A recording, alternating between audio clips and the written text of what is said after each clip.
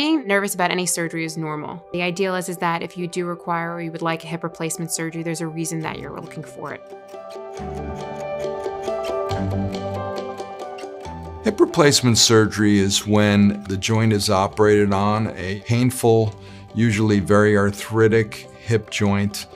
The cartilage is removed and the damaged cartilage surfaces are replaced, usually with a combination of metal and plastic.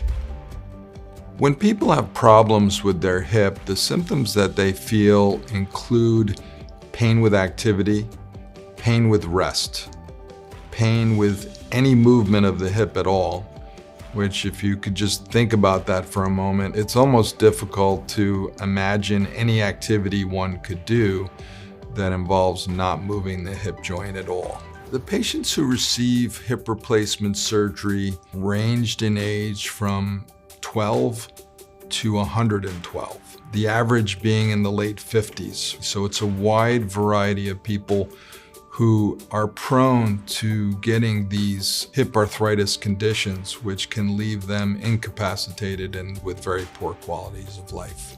The recovery time for hip replacement surgery is quite fast and getting better every year. Recovery from a hip replacement surgery is also individualized. A patient has prior mobility, which they will continue to get increased range of motion after surgery.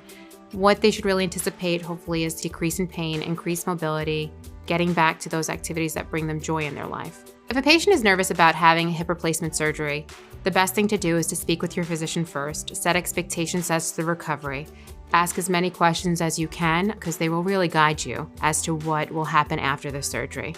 This is something that you're not used to and you're not used to experiencing, so getting that extra information or education from your actual surgeon's office is very beneficial for you to help you to transition back into your life.